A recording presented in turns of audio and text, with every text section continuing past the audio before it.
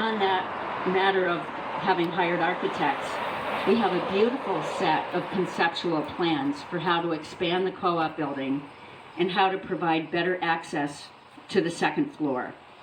And these are available for any future group that might want to renovate and expand the building. And I'll tell you, just in the last 6 months, we had a member who is very unhappy about the lack of good access to the second floor. And it really pressed our board to look at, are we even legal? Are we out of compliance?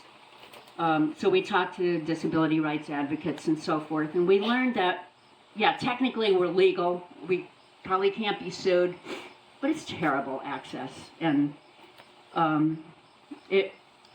just skimming by the letter of the law doesn't mean we're doing the right thing. It's expensive to do the right thing with access for that building, but we have beautiful plans to make it happen if somebody wants to act on those. I also want to thank Gay and Rich Christensen, the former owners.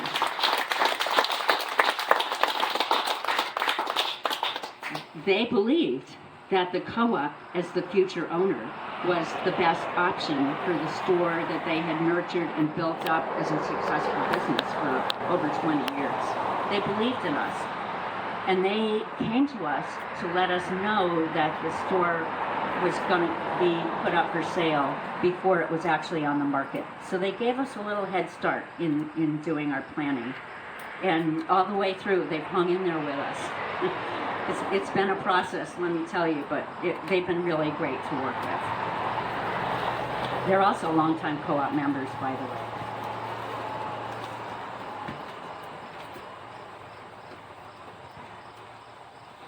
way. Some other people to thank. Our lenders believed in us. And I mean, that was almost a miracle. But without the 10-year financial projections that were so solid, nobody would have lent us any money. And so we got that basis, that financial basis, and went to lenders, and we did shop around. And in the cooperative spirit, the best lender for us was the Cooperative Fund of the Northeast. Most years, our lender, Vikas Manjapudi, comes to our meeting. He was here last year, but he's in India this year visiting family. Lucky him. But they were fabulous to work with. And then we also were able to bring in VEDA, the Vermont Economic Development Authority, who gets a little bit of a government subsidy to give a decent rate on loans to help make economic development happen. So they too supported us and guided us through the whole process. And then lastly, the Vermont Community Foundation came in as an angel, providing us a bridge loan when we didn't quite make it to that $500,000 that we needed to have, that we were required to have at closing. So a big thank you to the Vermont Community Foundation.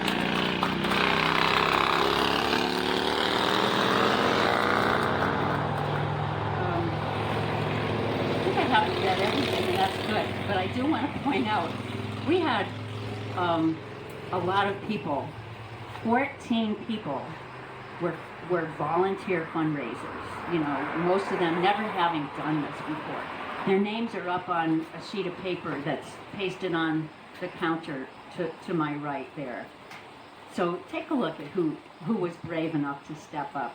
And then also we had a good 15 people who were on the advisory committee for our USDA grant. We had 3 different committees: design, finance, and public outreach. We called it readiness. There were a bunch of people who served on those committees and guided and advised us through that process. And then I also forgot to say, but it took 10 board members to get us to this point over 3 years. So 10 different people stepping up, taking pull at this effort.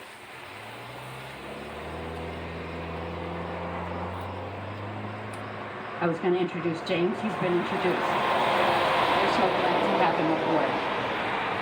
Now, looking ahead, the board is in the middle of hiring for a new general manager. There's a hiring committee that consists of 3 board members and 1 co-op member. Thank you again to Andy Robinson for stepping up to be on the hiring committee. We've had a lot of candidates. We have a small number of who we think are viable candidates. And we're in the middle of the process, but it's not over. And I think there's a few people out there in our community who might be interested and aren't quite maybe ready, brave enough to take the step to throw their hat in the ring. So it's not too late. Throw your hat in the ring if you're interested. Okay, just saying that. But our co-op, and speaking honestly, we've suffered from lack of strong management. We really haven't had a manager since March. Before that, we've had very weak management. And when I have been around talking to people for fundraising, they say 2 things. Like almost everyone says 2 things. Are you going to get a good manager? And is Michael staying? So, yay, Michael's staying. He's waiting. And we're working on getting a good manager, because to make this operation work, we need someone who has co-op in their heart and who understands how to manage to our financial indicators that we've now established in our 10-year projections. I didn't know till I got on the board that the co-op is not a nonprofit. It's a for-profit. We need to make some profit. We need to pay our people and our vendors and make some good things happen for the community. In our next co-op newsletter, we're going to reiterate our co-op's global ends. I meant to put them up and I didn't. But we have 6 global ends, the outcomes that we'd like to see. And they're about doing good things in our community. Without a little bit of moolah to help make that happen, it's not going to happen. If we're always struggling because we're in arrears with our vendors, we can't look outward toward the community. So we need to become a stronger co-op, and we really need the help of our co-op members. There may be new committees. For example, a committee that thinks about how to create a little shuttle service of some kind or other from downtown to this location to help people who don't drive, can't drive, and want to shop for co-op groceries. So that's a need we have right now. I'm going to skip some of this. Well, one thing that's exciting is we're exploring a new grocery wholesaler who themselves is a co-op. They serve medium-sized co-ops and medium-sized supermarkets like superettes.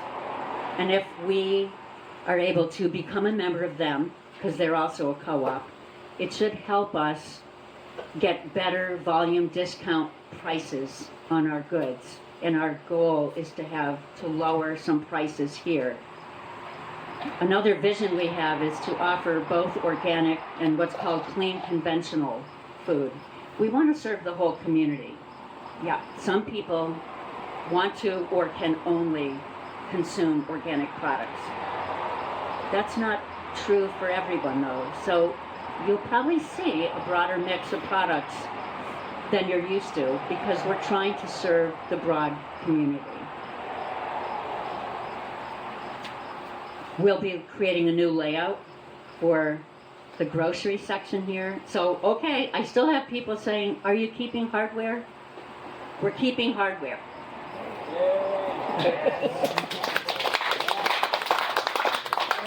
We're keeping this as a greenhouse, although there's all summer, so greenhouse is profitable and popular. We're keeping it. But all summer long, and all winter long, it's an empty space. So creative ideas are welcome and invited. What else could we do with this space? Look at how much space there is. And we're going to be getting a couple of new produce coolers and expanding the produce selection in this store, but it's going to take a little time. So the last piece I should probably say is that staff here at the hardware store have gotten a lot of questions. They've even gotten people walk in and then walk right back out because they say, it hasn't changed. It's not the co-op. You know, they want it to be changed overnight. So what we really want to say is be patient. We closed on August 7th, so it's been 2.5 weeks. In the 2.5 weeks, it would take several hands to count all the times, all the fingers that John Cleary, our treasurer, and I have had to sign paperwork. So August has been about paperwork. It's not the stuff you see. It's invisible, but it's the underpinnings of the business. So we've gone with a new payroll provider. They're local. Before we had some anonymous cloud service. It worked it worked, but there was no one we could talk with. We're going with someone in Montpelier now, and we put that in place. And we had to set up new accounts for all our vendors and our utility suppliers. We're keeping the number 454-1000, which has been the store number here. But you know what? That takes some work just to keep a phone number. And our point of sale system, like it's what runs the cash registers. It really runs the show in a way. It keeps inventory and all this. Our POS system at 153 Main Street is DOS based. Do you remember what DOS was? Like what music you were listening to way back then? So this POS system was purchased last fall. It's modern and new, but it takes time to put the system in place and make the adjustments. And I want to thank James for how hard he's worked on all of these systems. Okay. So my last piece is what we need for success is all of you. And I'm going to get a little serious for a minute and say our co-op shoppers have not been coming to the co-op like they used to. We know that sales have been declining year over year for years. And there have been reasons, like the spike, the inflation spike that drove prices up. But we need this store to be successful. Please come back and shop here. And now you can shop for a lot more stuff. Your garden supplies, your flowers, your hardware, your groceries. We need you. And get your friends coming back, please. And thank you all for coming today. Thank you, Robert.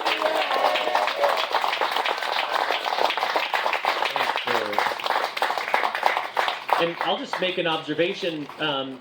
If you all haven't been in the Village store in a while, before we got to the closing, cash was so tight.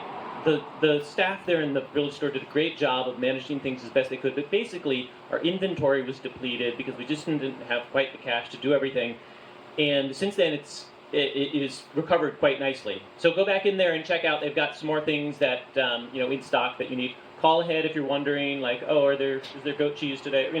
Things are coming back because we don't want to give up on that store yet. We're going to merge everything, but in the meantime, while they're still operating, we want to support both.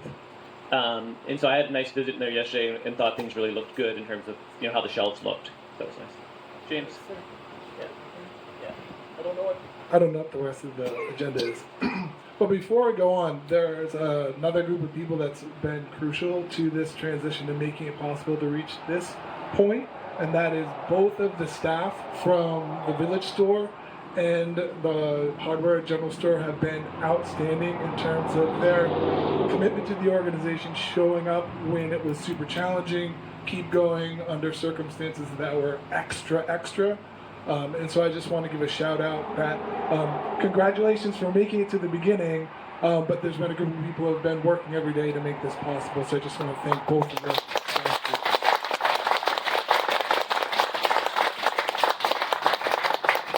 Okay, I'm going to give the treasurer's report, and because president's report and my report overlap, then we'll do Q&A for both topics really. And really, we're going to wait till we get to the end of Q3 here for me to have a complete financial report of where everything is, and that'll be in the following newsletter. Because right now we still haven't merged the books between these two businesses, and so it's kind of a little bit of a complicated place to understand exactly where we are. So I'm going to keep it a little bit high level. And thinking back to, just a year ago, the challenges we were facing: lack of profitability, lack of cash on hand, declining sales, things that potentially could have led to the closure of the co-op if we hadn't done something big. So we got through that, which is excellent. And the things that we've done to get here are things that truly are going to solve our core problems. We need to think about how do we grow sales. So we're making an investment in new infrastructure to grow sales, a new location. All these cars going by, it's a little loud, but these are all people that are going to shop here next, right? So the kind of investment that we're making is going to lead us towards these key performance indicators that we need to grow sales, create efficiencies so that our labor cost is more in line with what's needed for our grocery business, get better pricing. We'd like to pay employees better too as we continue to become stronger financially. So these kind of capitalizations of the business allows us to make better business decisions.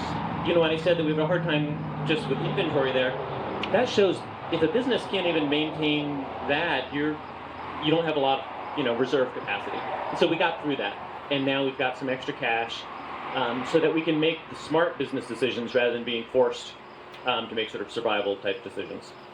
So when you're looking at the finances of a business, there's two parts to it. There's what you call the income statement or the profit and loss. So that shows income and expenses and how much money's left over. You can look at it monthly profitability or quarterly or annually. And so that's kind of showing your cash in and out. And then on the other hand, what people look at is the balance sheet. The balance sheet shows your long-term assets and liabilities. So how much stuff do you own, and how much debt do you have? So if you put those two things together, you kind of see how your cash is coming in and out of the business, combined with over here how much debt you have and how much stuff you own. And by looking at both sides of those things on short-term and long-term basis, you kind of come up with the idea of how's the health of the business. So on the profit and loss statement, that's where I'm saying I'm not going to try to parse through all of that exactly today, because right now there's kind of two sets of books here and there, and we're going to work with a consultant to help us not only merge the finances of the businesses, but it's a time to make sure we do it right. How do we set up all of our internal accounting so that it's sufficient for doing our taxes and that we have the right information to make the right decisions? Because if you're not sure sort of which activities to lump certain expenses to, or it can be harder to tell which things are most profitable or not. So anyway, we want to set that up well so that we've got better visibility of managing things. But I can go through some of the things on their balance sheet, because this is where things have really changed in terms of, really for the first time in a long time, the co-op now has significant debt. But we also have gained significant assets. And I'm going to go through some of this. So, assets, the things that the co-op now owns. By understanding your assets and liabilities, one thing you're trying to understand is how much risk is there for the business. And if you had to sell everything off, would you have enough money to pay all your debt and still be okay? Not that we're planning to do that. But so the assets that we acquired here, obviously the real estate is significant. Along with the real estate, there's a value that in a real estate negotiation that is placed on the business itself. Sometimes it's called goodwill and business systems. It includes the business structures and sort of everything that was here came with the purchase. So we weren't buying bare real estate. So there's a value there. Inventory. We purchased all the inventory here in the store. The inventory here ended up being higher than we or the Christensens initially thought. We did inventory count 2 days before the actual sale. The Christensens were very good. We had some caps in our purchase and sale agreement about how much money we would pay for inventory. What I'll say is some negotiations there meant that the co-op got a good deal on some of that inventory. Inventory are items that you hope to turn into cash, right? So now we've got a lot of stuff that we own to sell. And then, so the assets, real estate, business and goodwill, inventory, and then cash. When we closed on the loan to buy the store, all of our lenders, everyone sent money to our lawyer. It was interesting for me just to see how this all plays out in real life. You know, all the money ends up there at the lawyer's escrow account. You pay all the fees at closing. You pay off everyone that needs to be paid off. And then there's a certain amount of cash that's left over. Because we borrowed more than the real estate requirement in order to have operating capital. So now the co-op has some significant cash. And we've got plenty of things to spend it on. You know, both labor and management, but also all the new ideas that we have here. But, you know, our budget, we know the basic plan, but before we really start doing some of these things, we're going to be doing some closer financial projections and budgeting to be cautious with our cash through, you know, looking ahead the next year or so. Most of our lenders have provided interest-only payments for the first 6 months, so we have some time to help grow the business. But really, in order to pay for this increased debt, we're going to need some growth, and we expect it. This has been a profitable business here in this location, but the Christensens didn't have the same debt load that we now do. But we're merging things in a way that we feel like we will see that growth if we can increase what the store carries. But so there is a little bit of pressure to get there so that the sales are such to meet the new debt load requirement.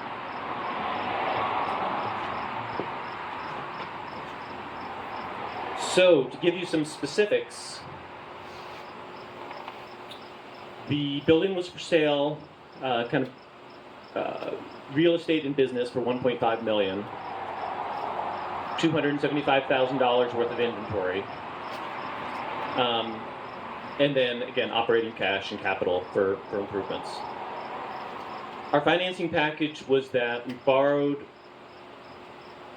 from the lenders that Rose listed. I'll go through the amounts briefly just so you hear it. $945,000 from the Cooperative Fund of New England, $500,000 from Vita, $150,000 of owner financing, and a $75,000 bridge loan from Vermont Community Foundation.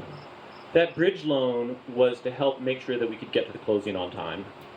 Our capital campaign continues to be underway. Some of those loans through that campaign have been pledged but not received yet. So the Community Foundation, they were really great. They came to us and said, hey, we want to help you hit your target. And compared to, you know, a lender like Vita, which is very specific and has state requirements, the Community Foundation, they were saying, we just want to make it work. And so it was really helpful to have those kind of partners. The reason that these lenders were willing to loan us this amount of money, number one, is that they see the value, they see the strength of this existing business.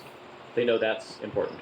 But the other thing is, they said, we will loan you this money if you raise this at least $500,000 from the community. Because these lenders, they look at community fundraising as equity. So you all are owners of this store. So money that you invest on the ledger between debt and equity, that community fundraising shows up on the equity side because it's money that the owners have invested in this business. Now the co-op knows that we need to pay it back, you know, and we kind of in our brains think of it as debt. But the lenders are saying if the community is going to put up their own hard-earned money, that gives us confidence that we can support it. Because even I know when I shop here now, I'm excited, and I don't want the bill to be too high, but still, if it's a little higher than I thought, I'm like, good. You know, I really feel like I'm so excited to spend money here because we need to make it work, and I'm glad to think of things that I can buy here that I don't have to go somewhere else to buy. So I'm feeling that sense of ownership and enjoy shopping here for those reasons. So if you look at all of that debt, now I'm going to lump the member equity, the member loans into debt for this. basically it comes to about $2 million of debt. Now, if you look at our assets, both here, the village building, the amount of cash that we now have on hand, basically we've got about $2.1 million of total assets. So basically what I'm saying is we have a slightly positive net worth. If we did have to sell everything and quit, well, we could pay everyone and go home. We think that we can do a lot better than that. But it feels good just to feel like here at the very beginning, it seems like we've got the cash to be able to do the things we want to do. But it is going to take support from everybody. So, like I said, sum it up, third quarter results. I look forward to providing profit and loss statements to say, okay, how much money we're making and losing, on a monthly basis. We're going to get there. But really, the key to the future, from a financial perspective, is us growing into our projections that we've made for this store. So that's our mission. And that's it. We're going into Q&A. Perfect, Arian.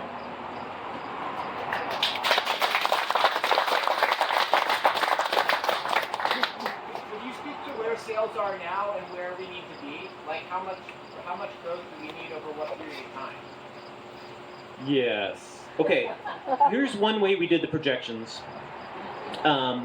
We said we're going to assume the hardware store continues on as it is and grows at 2 or 3% a year. We're going to take out their grocery sales and replace them with our grocery sales. And then have some projections of, we actually had a marketing expert do a sales forecast of what they think a co-op with this square footage could do at a location like this. They did, a demographic study, traffic, took information from other stores, what are typical sales per square feet, how much square feet do we have, and what can you do? And basically, we're trying to grow to about a $3 million a year business. So the co-op in the village has been about $1 million. It's been a high of 1.2 million. The store here has been more than $1 million, less than 2 million, somewhere in between. And so we're going to try to take that sort of 2-point-something million dollar combined business and grow it to a $3 million business. Roughly like that. For how long? What's the time horizon? Really over the next 2 to 3 years. Yeah, we're expecting that we're going to lose money in year 1, begin to make money in year 2. Now, our current finances, this will lead into our next section, show that part of what's going to help us really make money in year 3 is potentially selling the village building by year 3. It doesn't mean we have to sell it, but what we're saying is by then, that's got to be making money somewhere. We're either going to sell it, hopefully to something that benefits the community, or it needs to be something that's profitable enough that it's sort of carrying its own weight. We can't sort of carry financial sort of dead weight without that. So does that mean if I come in and I spend $22 normally at the co-op, I need to now be buying 30? Yes. Perfect. Yes. What? Yes. He said if I go to the pub, spend $22, And come buy $500 of metal Bestis pipe. That's the kind of stuff. We can do some big sales here now. So I just want to say thank you to John, because John has worked at least as hard as Rose to make this all happen. He has been amazing. So this open Q&A time can be anything for Rose or any general things.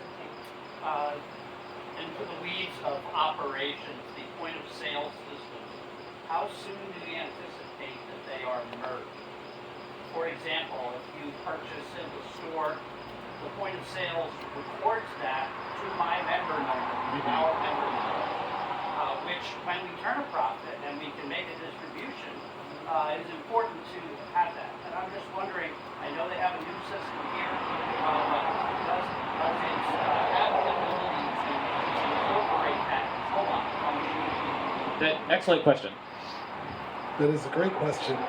So the POS system here is called Paladin. It can do most of the things that we need. We haven't even touched the potential of what it can do. The one thing it cannot do currently is track member equity. It can do everything. It can track individual purchases. It can know who you are, and we can store all that information. But we're working with a POS consultant who's going to help us find a workaround. That's one of the things that the DOS-based system does very well, is it keeps track of member equity. So her name is Jen Christopher. I've worked with her before. She knows what she's doing, so she's going to help us figure out that integration. We also have some opportunities to integrate systems that didn't currently exist, QuickBooks, things like that. QuickBooks existed, it's just the integration wasn't there. So we're hopeful. I don't want to put a date out there today, but that's in the top 5 of things that we're working on right now.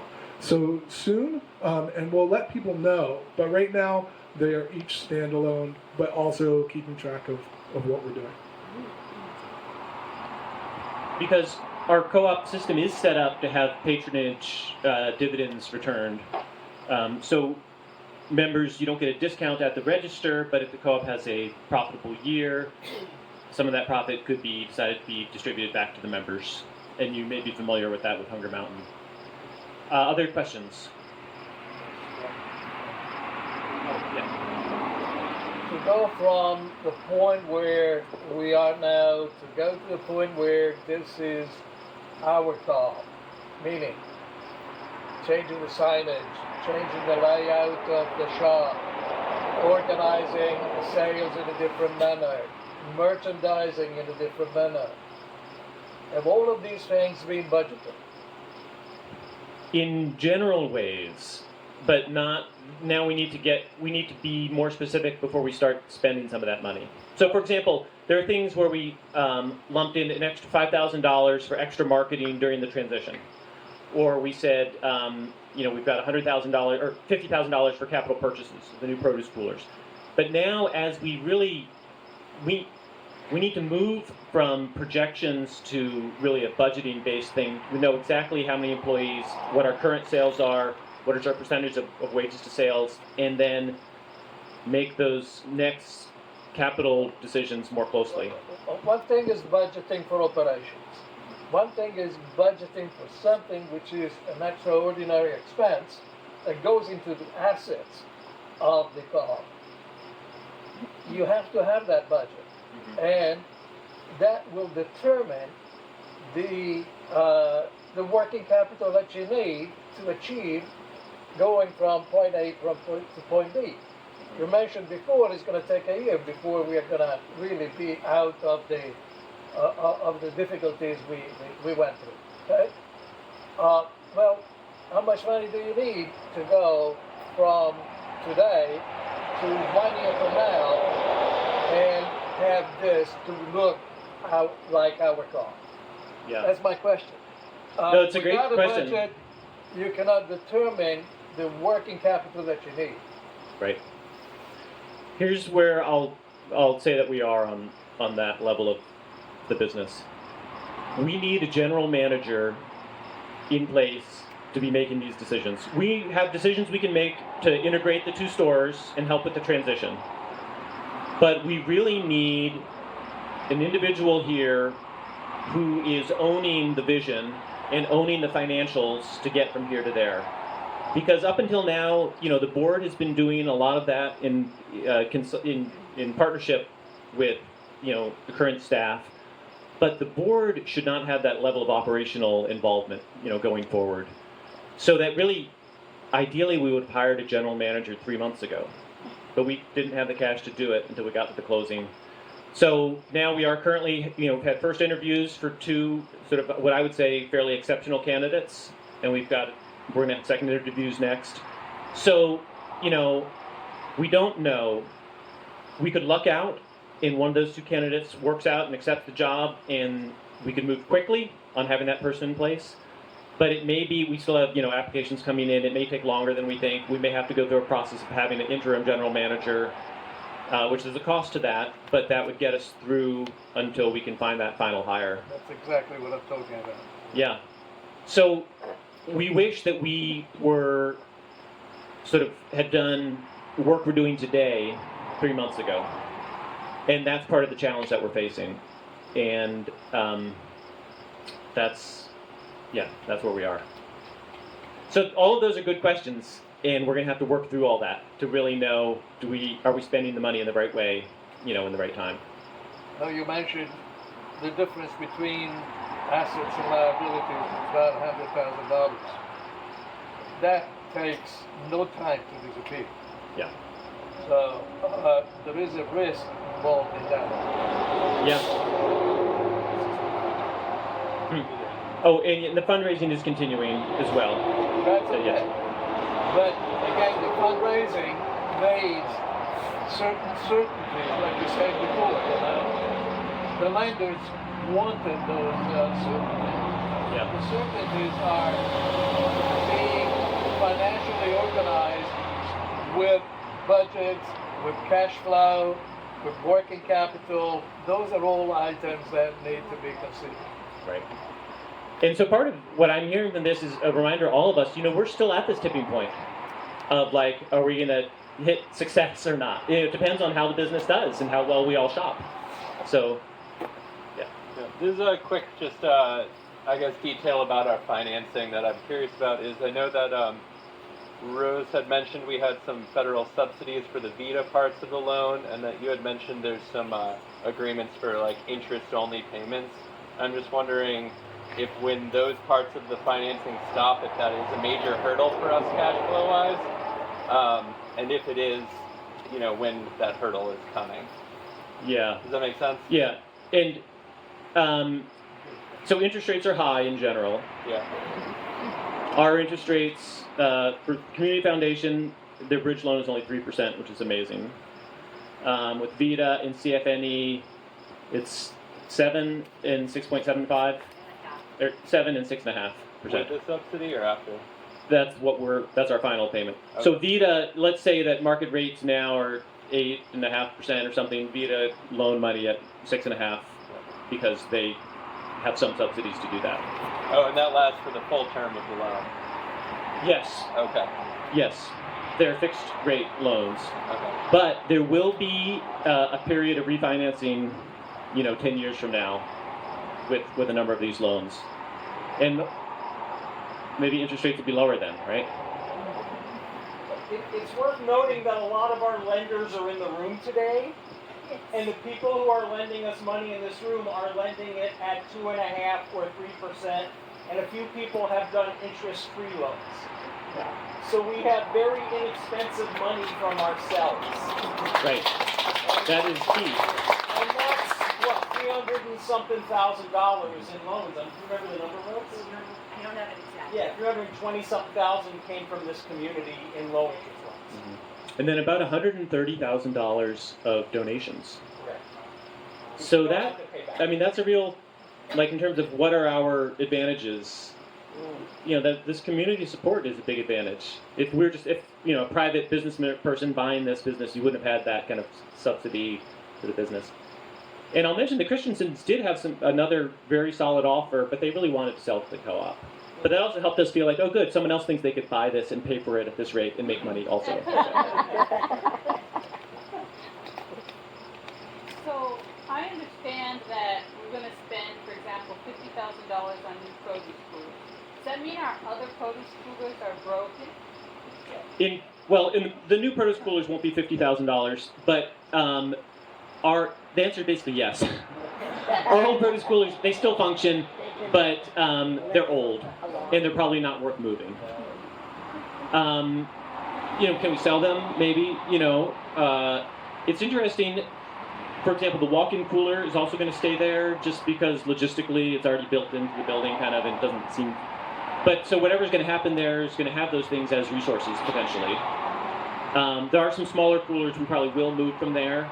And, if there were certain reasons why we decided not to spend, the new 8-foot produce cooler is something like $15,000 a piece. We want to buy 2 of them. And I think we should just do that. We could move them and kind of struggle along a little bit, but that's not the current plan. I get it. If they're bad, they're bad. I get it. There's an They operational break down all. there's an operational piece that plays into this, and part of it, the numbers right now and the pro forma and the plan are based upon things staying as they are. While the physical transition will take some time, what would be super helpful is if people reinvested in their habits at the village store. The cash position was super challenging in the past 12 months. It's changed, so one of the things that you can expect right away is to see your favorite products return. We'll be able to offer you more of what you were used to there with an eye towards planning here. The first thing that we're doing here, the first part is people, right? We're working with the people, the teams, right?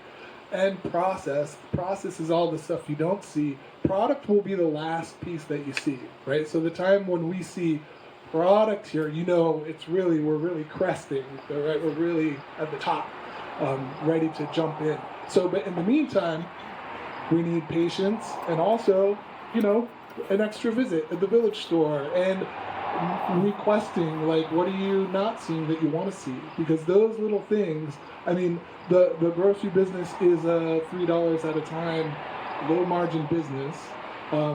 It's a great business to be in. It can have great social impact, but it happens a little bit at a time. So that's one of the things that we all can do right away that will help this plan improve in its outcomes, right? So all of this is with everything just staying the same. If we change what's happening now, it will only improve the outcomes later.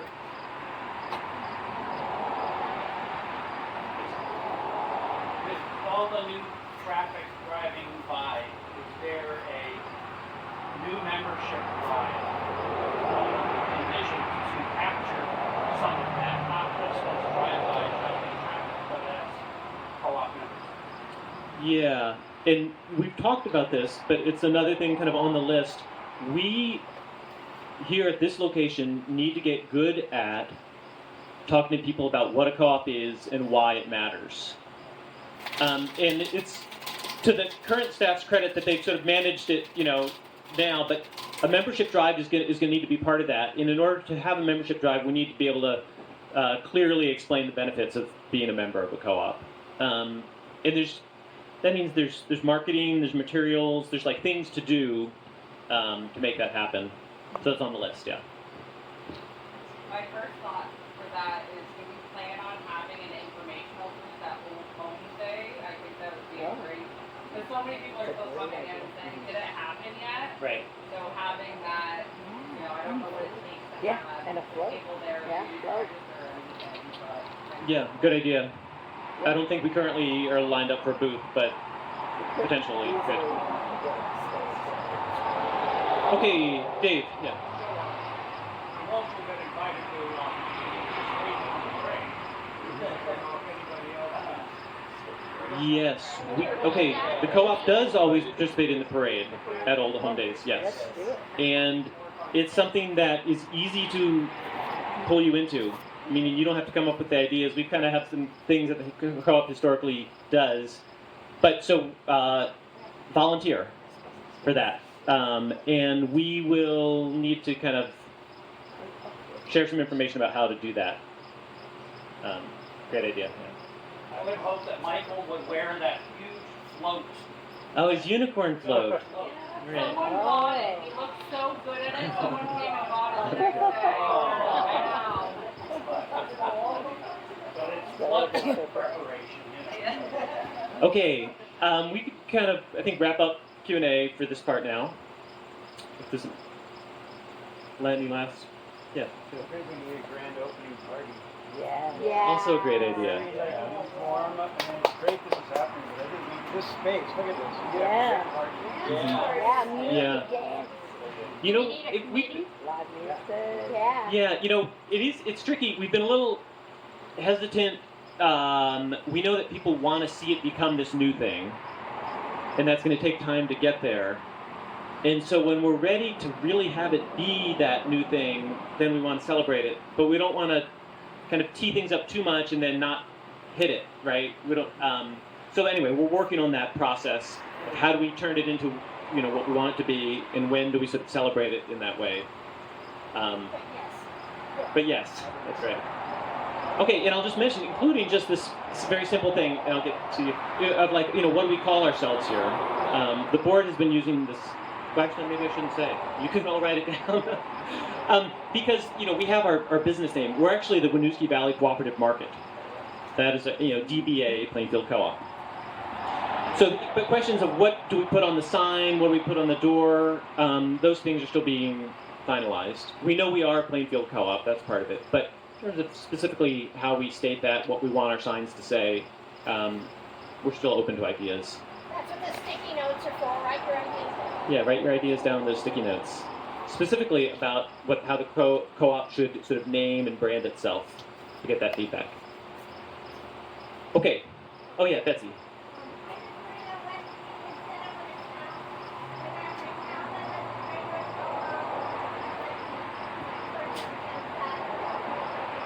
Okay, asking when she can set up an account here. Okay, we'll let you know. It won't be a secret. As soon as we have, it's part of the POS integration. So as soon as we know, we will tell you. We'll be like, Okay. now, right? Good. Everyone come on down. So for now, we know that this is all the co-op, but we're just for the next little bit, we're gonna kind of maintain hardware general store, co-op village store, and again working on the people and process part. As soon as we can, we will, and then we'll shout about it right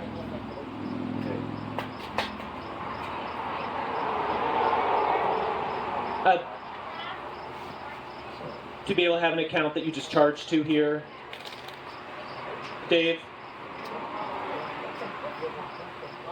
Steve in the morning, and we do have existing, anybody that has existing account, has a hardware store,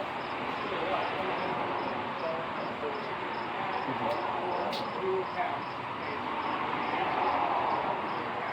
I will talk to Steve Monday morning about the process, just check in with us, and I'm sure we can get something set up. But that goes along with this bigger picture integration about tracking member equity and purchases here. So if you didn't hear me, you're saying if you had an account here at the hardware store before, that's still in place through the system. So I'm going to leave that for the operations team to kind of figure out when we're able to hit those things. All right. Did you have plans to put in EV chargers? Well, we'd love to, right? People have talked about it. What I would say is probably next steps are to work with Efficiency Vermont on a proposal for a number of things here. And I would love for that to include EV chargers in the parking lot. And so we're gonna have to find out, where are there grants for those types of things? How do you do it? Which companies install? And yes, we want to get there. And energy efficiency things, for all the cooling and refrigeration, there is, it's a fairly efficient system in the main part of the store with radiant floor heating, but, everything coming this way is sort of a little bit of an older building. There's a lot we could do, and that'll take time too. Okay, I think we'll move on.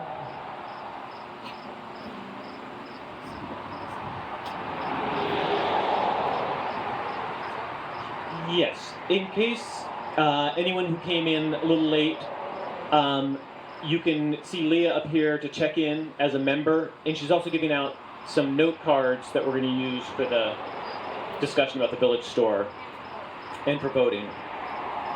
So let's just talk about the board of directors election for a minute. There are currently 5 of us on the board. Our terms in general are not expiring right now. So for example, this is my 2nd year. I've still got another year. We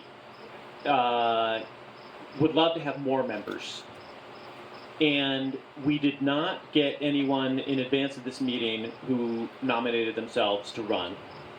So it could be 2 things. If there's anyone here today who would like to raise their hand and share a little bit about themselves, then we could actually vote to see to elect them to the board of directors. If there's not anyone who wants to do that today, we will continue on with the current board of directors. And the board has a process whereby we can appoint people to the board of directors. So we don't want it to seem like this is your only chance. We're going to give you, there are going to continue to be chances for you to join the board, and we hope that maybe you think about it and talk to other people in the community that would be interested. So we really do need some more members. But so I'm going to start with, if there is a call now for anyone to self-nominate or express interest in running for the board today. Okay. Can you share a little bit of? I'm not, because I can't. But I would like to propose an amendment to the bylaws, which apparently there is a limitation that current staff are not allowed to be on the board. I would like to have that revisited because it doesn't make sense, especially not for a co-op. So I would like to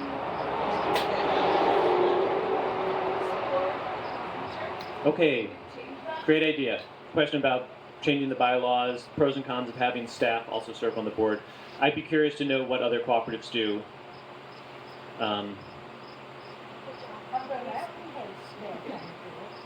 Yeah, I know some organizations might have like a staff representative to the board and they may have full voting rights or not. But I know that we do this question of board staff relationships for cooperatives. It's a big deal. It causes a lot of problems with co-ops, or it can really help things be very functional. So that's something, and I know I'll say it for our particular board, in our particular staff, like we still have progress to go on that, and a lot of it has to do with communication, and it's been such an uncertain time. That's been a little challenging for staff, I know, and for the board. What it means to be on board? Yeah, what does it mean to be on the board? Generally, we have monthly board meetings. Currently, they're on Tuesday evenings, about 2 hours. Generally, we've been meeting in person on a Tuesday night at the community center above the co-op, with the recognition that we would meet on a different night or in a different location in terms of accessibility as needed. We periodically do Zoom meetings. We've enjoyed having our once-a-month meeting be in person. We actually like seeing each other and working together.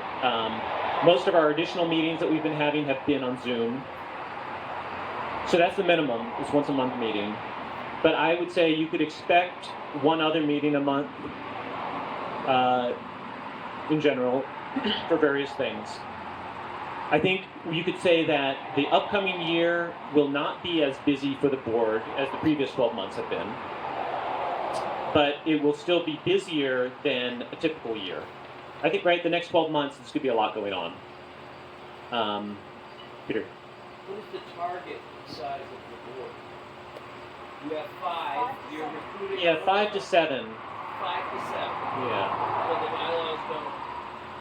Does that say that in the bylaws? So you're looking for 2 new board members. Yeah. And we did have one board member, The terms are. 3 years. I forget if there was any staggering of 2 or 3, but basically 3-year terms. Yeah. We're already staggered. So Okay, we're naturally staggered, yes. 3 years. Yeah. Did that person make a motion that did the person actually make a motion? We need to know. They didn't. Deb, I don't think you were making a motion in particular. Should I make a motion? Well, it would be sort of advisory, right? If people wanted to show their support to the board. Things related to the bylaws are considered by the board, and then changes are voted on by members. We wouldn't make a change today. No, I wouldn't have said anything. Yeah. I'd like to make a motion. Yeah. And what is the specific motion? Wait, and before we move into that, at any point, a topic can be brought to the board to be discussed. And that's, I would say that we could agree to put that on our agenda for the next meeting to talk about it as a good next step. For the board to discuss it, to put it on our agenda for future discussions, should the bylaws be changed.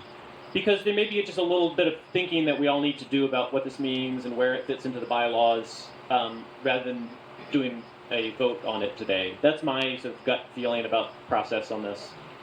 But anyone have a different feeling? Do the bylaws say that only the board can decide any bylaw changes? Because it seems to me that if you've got a motion on the floor and a second, that there should then be discussion about whether or not this motion is Yeah.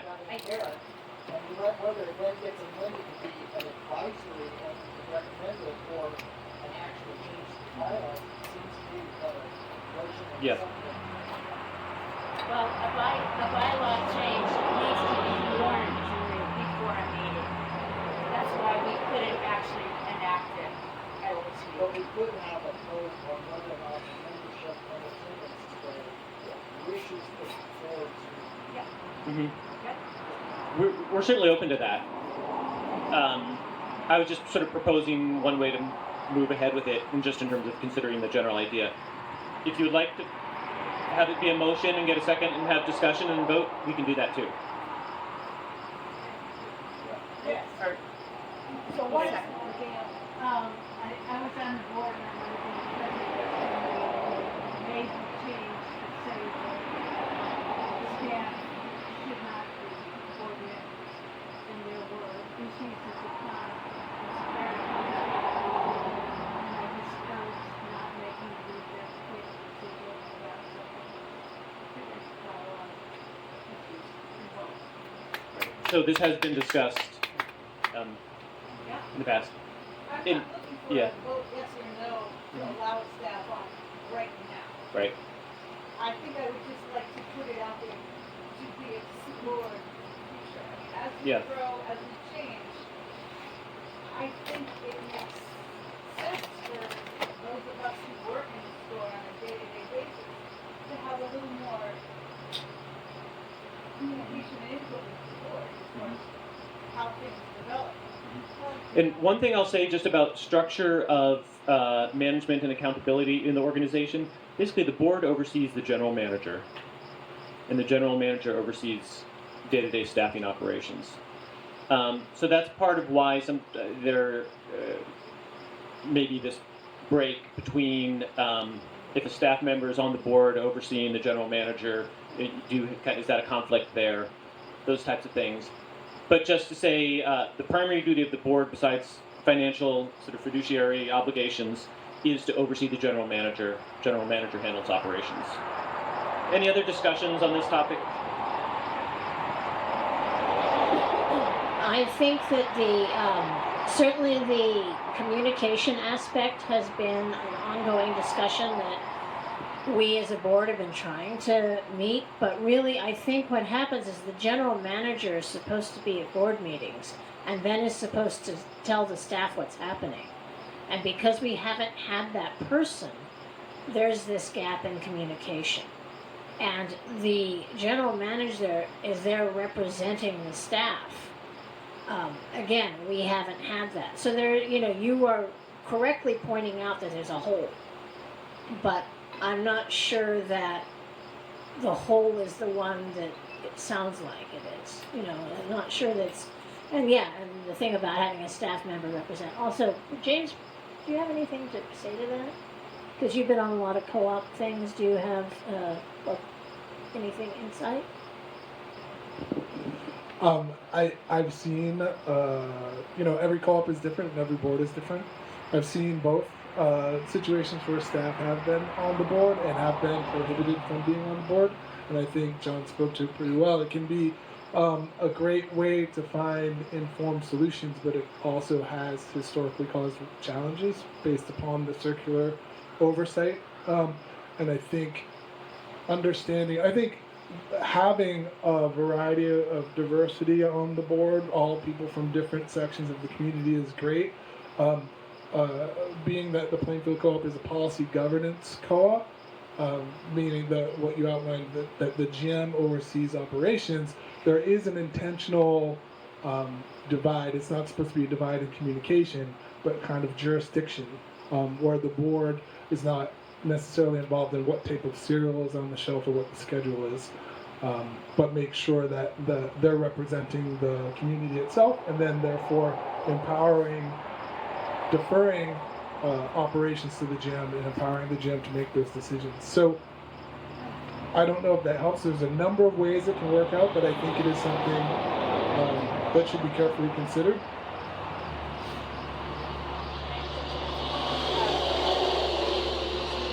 So I used to work at a farm that was a cooperative as an employee before being on this board as a member, and something that worked really well there was there always had to be a staff member present, and then we had a manager who'd been there for 30 years and had very good communication. And so I don't know if it was like Hunger Mountain, like it wasn't one of us appointed, but staff were always invited, and our board meetings also.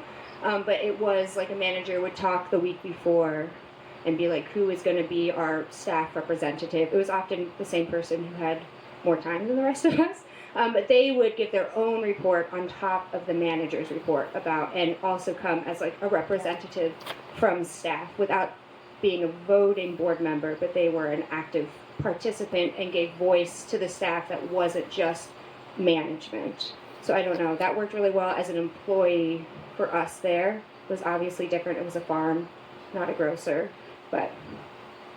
It's very simple. It's called transparency. Yeah, transparency. We do strive for that. Yes, Amy. Something that you just said, James, made me think about like the diversity of the board, and thinking about the fact that we are now a food cooperative as well as the hardware store cooperative. And so if there are 2 slots open for board members, then maybe it makes sense to have somebody that hasn't traditionally been a part of the food cooperative and is very connected to the hardware store. And maybe Yeah. we should actively be looking at Could you repeat what you I can, said? yes. So she's saying, thinking about diversity on the board and expertise, you know, we've been the food co-op as a certain natural foods thing, now we're a hardware store also, that it would be great to have some expertise of the hardware side of the business represented on the board as well. And that also means that the pool that we might look to might be broader, right? People that have been longtime customers here, maybe not as involved before. So let's collectively take that advice and think about broadening who we think of for potential board members. They do have to be members of the co-op, but we can make that happen. I was just going to throw in like someone with experience around nursery as well. Yes. Because this side of the building, even though it's seasonal, certainly has a lot of potential. That's great point. And we did try to harvest some of the knowledge from Gay in particular about running this greenhouse. And they brought in some new employees that are co-op members and kind of learned how to do it. And they've been very good, both Rich and Gay, about thinking about information they can transfer to us to keep things running smoothly. Like exactly how many of everything do they order to fill the greenhouse in the spring? Other comments? Yes, Glenn. I think the basic issue is, Ann indicated, is communication. And the board feeling that they're not being heard and that decisions are being made about the store without soliciting the knowledge, the day-to-day knowledge that the staff has. And so in addition to thinking about representation on the board, I think the bigger issue is communication, and how can we establish better channels for communication so the board feels heard. Certainly having a general manager who would communicate staff concerns to the board. But anyway, I think the staff should really be consulted on this. Yes, great point. Yeah. Andy, I'm happy that the general manager is blocking communication, and staff members are issues and problems are happening. What kind of remedy can there be for that situation? So the question has to do with, you know, when there's not good communication between staff and board, what do we do about that? Or between general manager. And, yeah. And I will say, I'm not gonna give an answer because I don't quite know. I mean, meaning it's a little bit bigger than maybe we should get into right now. But what I'm gonna take, I think collectively we're taking your point. This thing about the importance of communication between the board, the general manager, and the staff is really essential, right? How to In- empower staff? how do we do if that? The general manager is not responsible. Yes, right. James. I want to highlight the process the board is the GM search right now. That's one of the reasons why it's really important to move through all the steps of the process. That allows for the co-op to find the right person to be doing this work. It's hard to find a person who has all the different things, knows the business, knows co-ops, knows community, right? So we might get 80% of that, we might not get 90% of that, but they'll probably need some support. But in the process, these are the types of things that can be vetted and discussed and considered. And I think the ideal candidate will make sure it will be a good communicator. And there are avenues day to day when those things aren't happening. But I think that a general manager who secures this position communication will be high on the list of considerations. All right, and we're gonna Peter and then Glenda, then we're gonna move on a little bit. Peter, you got a loud voice. Go ahead. Well, and then okay. I just wanted to. Somebody mentioned that we are a policy governance co-op, and if you don't know what that means, it means that every board meeting, for example, has an area of operations, which might include staff personnel, with specific questions that the general manager must respond to in a report to the board. And that happens annually. And every month is different. Some of it's fiscal, some of it's operational, some of it's personnel, etc. We also have a personnel policy, which has opportunities for staff and whoever the general manager is to relate to each other and relate to the board about each other, and processes that we have in place for management relations. And I would second, I think it was Gabe's comment about this is a complex issue. I would urge us to all read the policy governance manual and our personnel policy so you can see what is in place and how certain situations might evolve under that scenario. It might beg for changing the policy governance document. And I'll just give one example. The Hardwick Co-op, Buffalo Mountain Co-op, is a policy governance co-op as well. But their policy governance is all written in positive language. Our policy governance is written in a negative language. You know, if you do this, you're not succeeding. If you do this, you're not succeeding. As opposed to, if you do this, you are succeeding. It's just a tone, if you will. It's a mindset. But I think it's very important in that management, board, staff relationship to look at those documents, what we have, and this is an opportunity for transition, again, to look at those documents and move forward in a way that works for all of us. I know, for example, we've also been talking about revising our staff handbook. You know, that lays out a lot of things about how, you know, expectations for staff, and there's some changes that we probably need to make in this situation. So there are a number of things like that.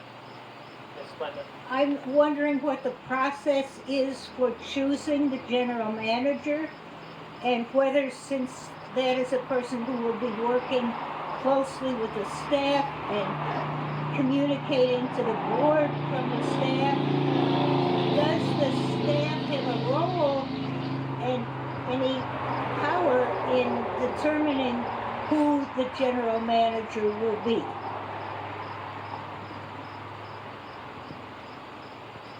Well, I'll tell you one thing that our process. We are working with a woman, Carol Lee, I forget her last name, but who does a lot of work with co-ops to help them hire and other kind of HR related things. So, for example, we have a GM hiring guidebook for co-ops that we've been sort of following that as a general template. She's given us some advice in meetings that we've had with her. Right now we have a hiring committee that includes 3 members of the board and 1 co-op member. We are going to have in the end it'll end up being a 3 interview process. In that question of where do we get feedback, the hiring committee is still working on this. That the place for some community or staff wider feedback would come in that potential third interview, whether that's a formal interview or a meet and greet type thing. So that's still being worked on. But I guess what I'm hearing is you saying that you value member engagement in that hiring process. Or staff engagement, okay. Why a staff member is not on the committee? Yeah. Well, no, if I might, when Ken Parrish was the president of the board last time, there was a hiring committee in place when they hired Jamie, and there was 2 staff, number 3, myself, Bonji, and Bonji and I tag team each other on the staff. This time around, there aren't any. I think we're just trying to narrow it down and then put some good candidates in front of people. I mean, that's sort of our sense. And basically part of it was to keep the process moving fairly quickly, though it's true we don't want that to eclipse feedback. So the hiring committee and board will take that feedback. Yeah.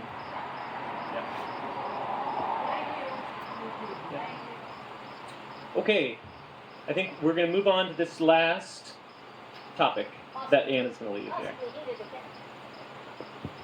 Hi there. So one of the biggest questions that I get is, so what's happening to the building in town? What are we going to do with it? And so I think there's a lot of people with a lot of ideas. There's a lot of history there. There's a lot of emotions around that place. And it's a resource. And it's an amazing thing to have. And we need to know what it is we're talking about. I don't think that we sort of think of like, oh, we have that.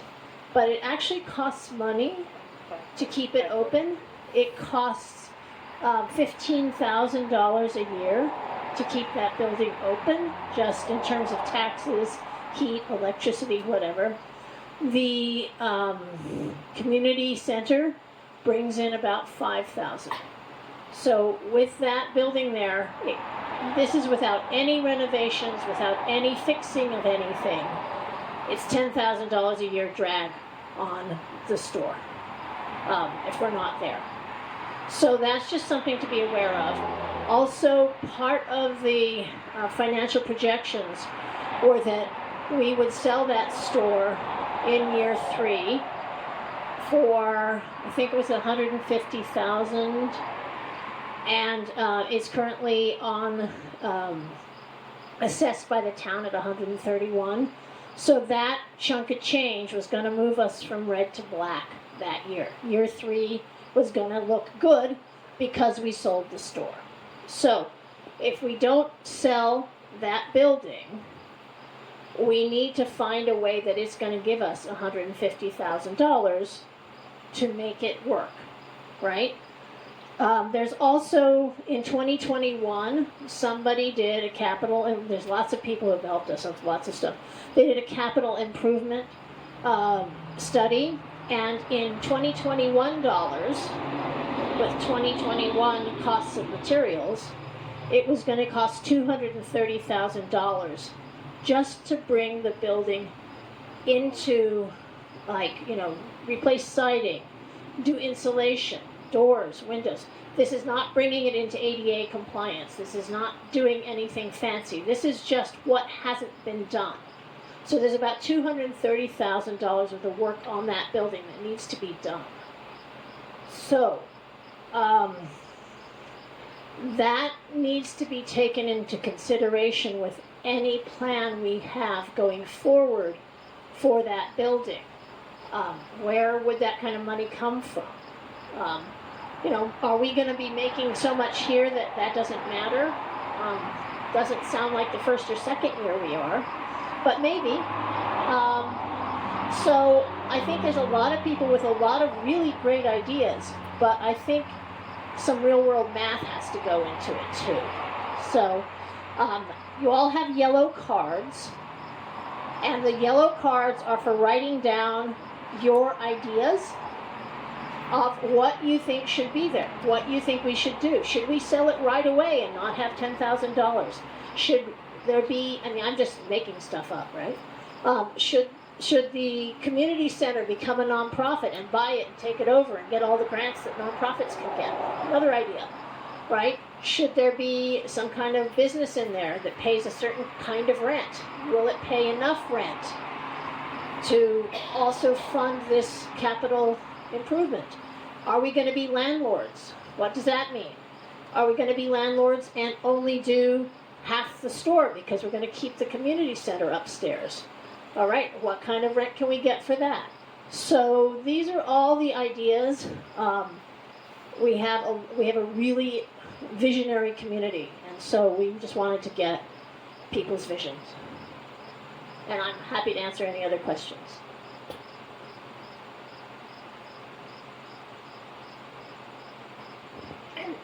Yeah. It was mentioned that you have been, the board has considered the importance of making it accessible. The board has, we are very aware that it is not accessible. Okay. Well, in terms of the financial aspect.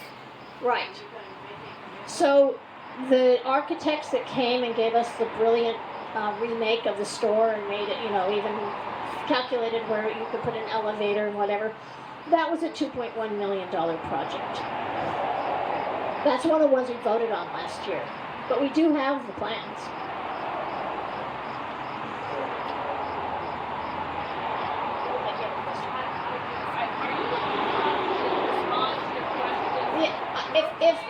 No, on those things, because we were going to read them and then see if there's a theme, or we can talk out loud. I just felt like it could go on for 6 months. Yeah. I just had a quick reaction about the idea of establishing a new nonprofit co-op.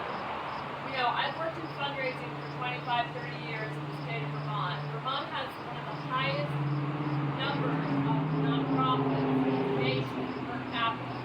And we're all competing against each other. So my reaction is, especially in light of all these disasters that we've been coping with, fundraising for the Plainfield area, community trust, etc., I would just caution people because there are only so many nonprofits that are viable that can continue to raise money. And so, from my perspective, I would love to see the co-op accept the highest bidder for that building. We're already saying it needs $32,000 worth of work.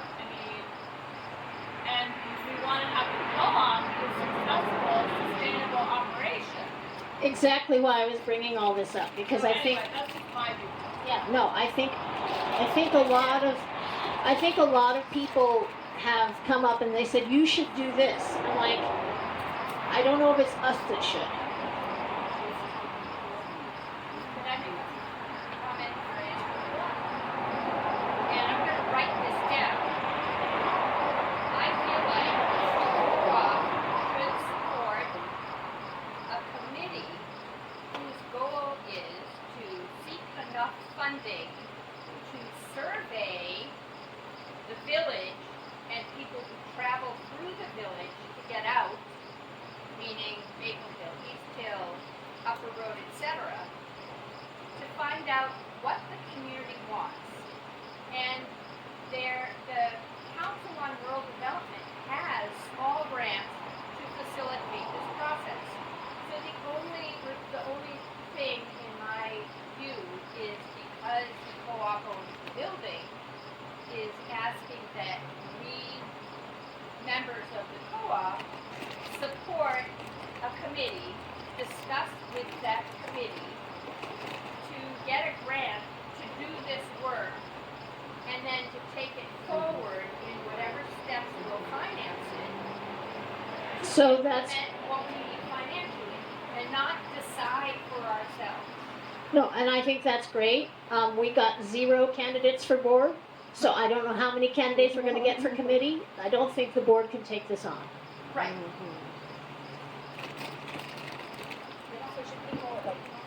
Yeah, pass them around if you've written down your thing, and we're gonna, I think, one of the thoughts was to have a quick review and see if there's like a theme, and then talk about a couple themes. If it's, anybody else have ideas, I just wanted to sort of like get everybody's voice. Some people are better at talking, some people are better at not talking.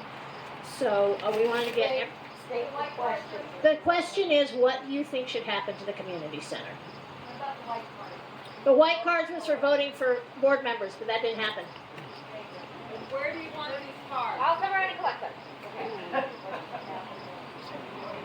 As people finish. I'll make a few passes. Thank you. Oh, thank you. Thank you. We didn't discuss it after.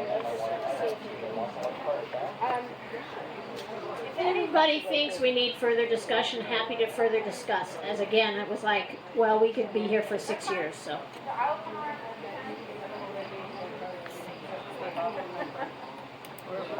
Glenda wants to say something. Well, there's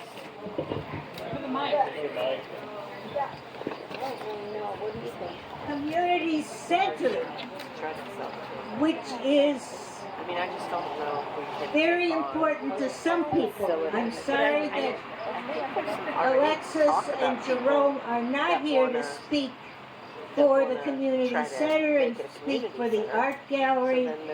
I understand from Alexis that the community center is booked, very largely booked for classes and groups. I don't myself know, but I think, we're just sort of talking about the building and not about the community center as a community center, as a rental space, as an art gallery.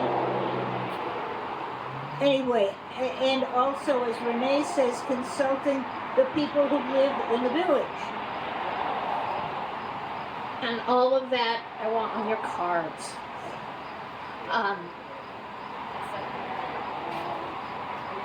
Right, and keep in mind that if the village location isn't running as a store anymore, but we decide to keep it as a community center, we have to keep in mind that we would need staff and or volunteers to run that community center, but it's complicated because if the doors are not unlocked, when the store is open, we need somebody to come in and unlock the doors for classes and events. So there are all sorts of complications that we have to consider if it's just a community center and not a business. And one more thing, the community center is bringing in $5,000 a year of a $15,000 nut. So maybe more money, maybe we charge more for using the community center. So that's another idea. And just as we're thinking, I'll give you one example. A community member did approach the board with a business idea to say, hey, could I rent the first floor and operate the certain business that would be open to the public? And we said, we're just not quite ready yet to, do a certain lease or to sell it to someone yet, because that made us all feel a little uncomfortable that we would make an arrangement without giving other people in the community the chance to put forward their proposal. So this is kind of the start of that process, but it could end in something like a formal RFP, request for proposals, where we say, hey folks, we think we might sell the building. Anyone who's interested, put forth your proposal and we'll pick the best one. We could be leaving, or whether it's renting or selling, but at some point we do want to give multiple people the chance to be involved.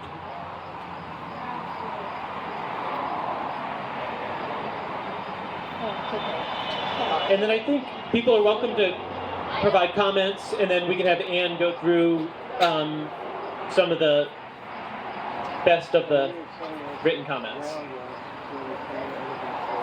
Oh, really? Oh, okay. Anybody else have yellow cards in your bag?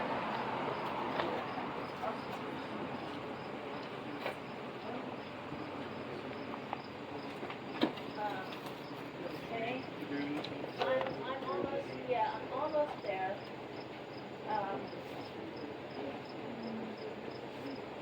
there's a theme.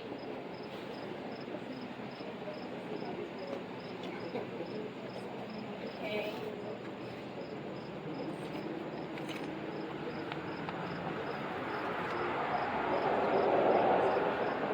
Okay, so this is a really quick and dirty. These cards all say "sell it now."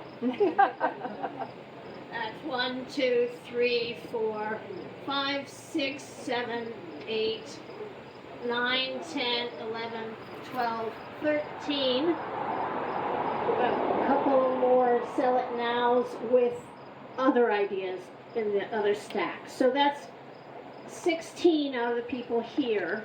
Maybe another one. Here's another one. And I had other ideas in the other hand, but there was I think it looks like about half. And my very informal counting said sell it. And then there were about 4 or 5 that said, can we turn this into some affordable housing units? There were there's people who say if you can't make it accessible, sell it. That was one of the comments. Somebody wants a laundromat. Somebody wants a cafe.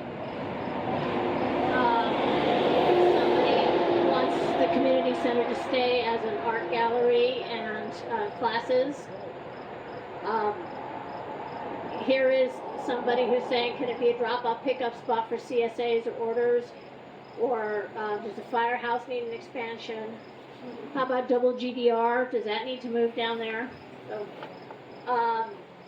So, unstaffed self-service store stocked daily by co-op staff. Affordable housing. I don't know what an RFP process is, but I'll just say, that was mine, that's a request for proposal. Right. Which is kind of what John was saying, the idea that like if you want to sell it, let's put it out to the community, and then maybe we would get a proposal that would really help the financial liability and allow us to keep the community center in the village and maybe something else that yeah, one of the things we have talked about as a board is if we are going to sell it, we're definitely going to consider how does this support the community? Not just highest bidder, but highest community bidder in that sense. And then having the whole community come together. Somebody wants a speakeasy. Gathering place and community center. Apartments. And this is somebody who wants to do the whole, like, you know, let's have a committee and decide better. I think that's great. I mean, I don't think we need to decide this on these yellow cards, right? And then we do need a village-based community center. I mean, I think we all agree on that. But is this the building for it if half the town can't get to the community center because it's so hard to get up those stairs? So. One thing is, there used to be a bridge between the town clerk's office and the building. If we put that back, they have an elevator. Yeah, the bridge between the town clerk's office and the building, we actually explored that, believe it or not. And I think they told us, But we did talk about it, because we thought that was a great idea. So anyway, this is just the beginning of a conversation. If people want to get on together on in a committee and get a grant and do the community thing, and you know that's a viable, workable thing that people want to work on, I think that's fabulous. And we, as the co-op board, would be incredibly happy to have you do that. But there is also a significant number of people who are like, let's just sell it and get out from under this financial burden. So we will never, ever, ever make a decision like this without a vote. This is a real estate thing. It's required for you to vote. So it's not going to happen without more discussion and a vote. Thank you. So go forth and discuss. Thanks, Ann. So yeah, we've got ideas there. It's going to stay on the board's agenda, obviously. So, so I guess you could say expect to hear more from us about process. And we're almost at 6 o'clock, so really it's just a question of any final comments that anyone has, ideas. I just want to thank you all so much for all your hard work to get us here. Really.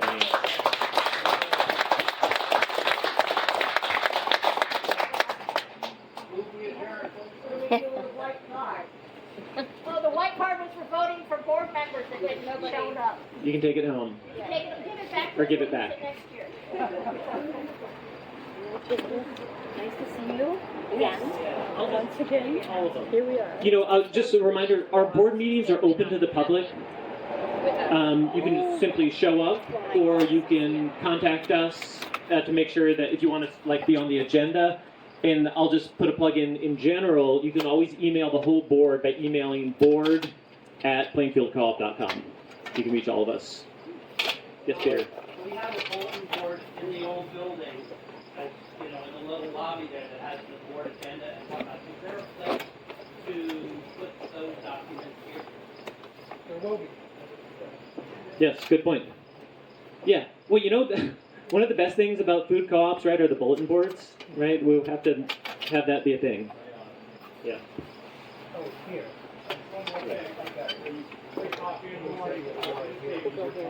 Hear that? Free coffee, stop in, say hi. I second that all around. This is our building, let's all support it, say thank you to all the staff. It's really great. And with that, I think we'll wrap up. Thank you all.